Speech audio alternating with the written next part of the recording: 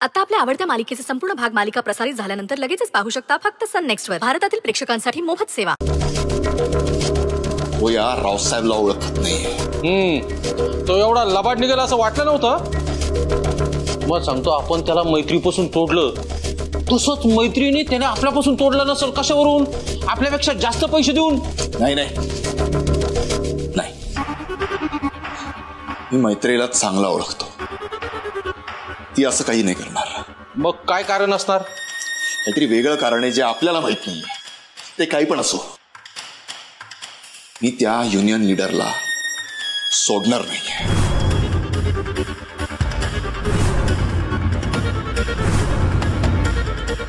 साहेब, वाह, ज्याच्याबद्दल बोलतोय तो स्वतः हजर. एक म्हण माहितीये का तुला? 100 वर्ष आयुष्य लाभो. पण तुझ्या बाबतीत आहे ना, काहीतरी वेगळंच होऊ शकतास. पुढच्या 5 मिनिटात तू जिवंत राहतोस की नाही याची गॅरंटी नाही. समजतंय ना आम्ही काय म्हणतोय ते? समजतं. मी जिवंत असावं अशी जर देवाची इच्छा असेल ना, तर कोणी माझं काहीच बिघडू शकत नाही. आणि पुढच्या 5 मिनिटात मला मरण येणार असेल तर कोणी मला वाचवूही शकत नाही. तुम्ही दिलेल्या पैशातनं 1ही रुपया न घेता तुमचे पैसे परत करायला आले. ते पैसे ताब्यात घ्या, चेक करा, तेवढीच विनंती. इथं जाताना संप करतो म्हणून सांगून गेला होतास, आणि परत येताना हे पैसे परत घेऊन आलायस. नक्की आम्ही काय समजायचं? स्वतःच्या स्वार्थापोटी हजारो लोकांच्या पोटावर लाथ मारायला निघालो होतो मी. एवढंच काय, मैत्री मॅडम सारख्या देवी समान बाईचाही विश्वासघात करायला निघालो होतो मी. वेळीच मला माझी चूक समजली आणि माझ्या हातून पाप घडणंही टळलं. नक्कीच तुला कोणीतरी समज दिली असणार. अगदी बरोबर. कोण आहे ती व्यक्ती? हे तुम्ही असं विचारून मला सांगता येणार नाही. तुमचं वागणं जर असं सुरू राहिलं तर तीच व्यक्ती तुम्हालाही समज दिल्याशिवाय शांत राहणार नाही. समजच नाही तर सजाही देऊ शकते. तुझी ही फालतू बडबड ऐकण्यामध्ये मला काडी मात्र इंटरेस्ट नाही, कळला ना?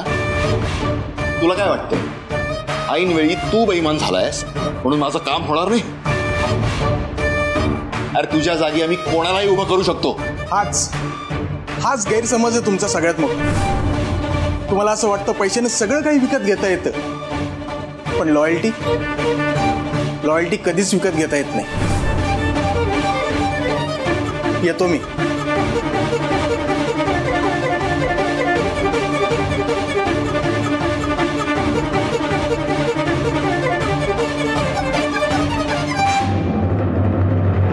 हो, बातमी खरी आहे.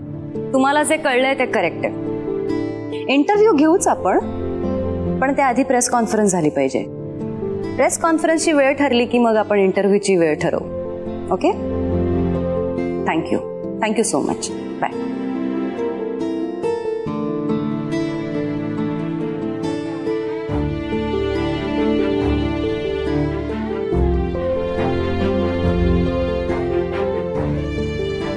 Hello ma'am.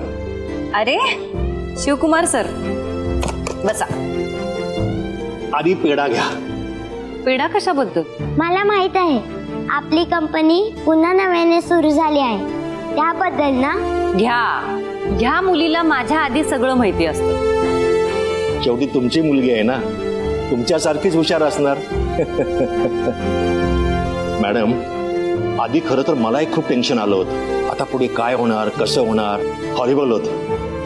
हो, पण त्याच वेळी मला हेही माहित होतं की तुम्ही शांत बसणार नाहीत. नक्की यातून काही ना काही मार्ग काढणार.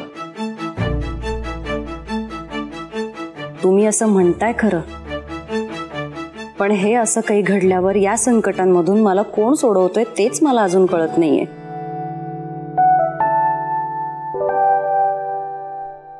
आपल्या वर्कशॉप मध्ये काम कसं चालू आहे? अगदी पहिल्यासारखं सगळं सुरळीत चालू आहे. म्हणजे आपल्या फॅक्टरीमध्ये 1-2 दिवसापूर्वी काही इश्यू झाला होता हे कुणाला सांगून विश्वास सुद्धा बसणार नाही. गुड, हेच पाहिजे होतं. हो, आणि ते आपले युनियन लीडर, त्यांना त्यांच्या वागण्याचा पश्चाताप होतोय म्हणे. तुम्हाला भेटून तुमची माफी मागायचं म्हणत होते. नाही, माफी वगैरे मागायची काही गरज नाही. त्यांना त्यांची चूक कळली आणि ती सुधारली गेली हेच खूप आहे. फक्त यापुढे असं जर काही वागले तर त्यांना नोकरीवरून काढण्यात येईल आणि पुढे कुठेच नोकरी मिळणार नाही. हा माझा निरोप द्या त्यांना. नक्की कळवतो मॅम. बरं मी आता निघू, ऑफिसमध्ये खूप काम आहे. या तुम्ही. Okay ma'am. अंकल ऐका ना, हा मिठाईचा डबा इथेच ठेवून जा ना. ए अजिबात नाही हा. एक तरी पेढा द्यायला सांग ना. एक नाही, अर्धा नाही. आई प्लीज. लहान मुलांनी जास्त गोड खायचं नाही. शिवकुमार सर, हे पेढे कामगारांना द्या. Okay ma'am.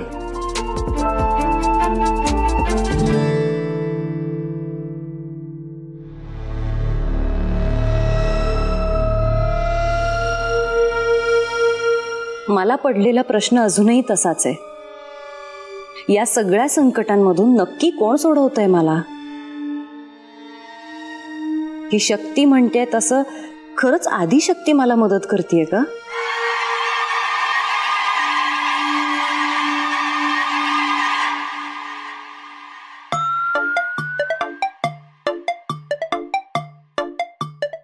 चाल खेळा ना. हा खेळतो ना. अजून किती वेळ विचार करणार आहे? नाही म्हणजे घोड्याची चाल खेळायचं आपलं फिक्स आहे, पण असं म्हणतात ना, बुद्धिबळाचा खेळ विचार करून खेळायला पाहिजे, म्हणून थोडा विचार करत होतो. असं आहे ना, विचार त्यांनीच करावा ज्यांना डोकं असतं. बुद्धीच्या बाबतीत जे स्वतः हत्ती घोडे उंट असतात ना, त्यांनी फक्त चालायचं असतं. आमचं झालंय खेळून, तुम्ही खेळा. नाही म्हणजे रावसाहेब, तुम्ही आता उंट घोडे हत्ती असं काही बोलले ना की मला काही कळलंच नाही ना. हा पण एक मात्र खरंय, तुम्ही बोलले म्हणजे भारीच असणार. एवढं कळलं पुष्कळ झालं.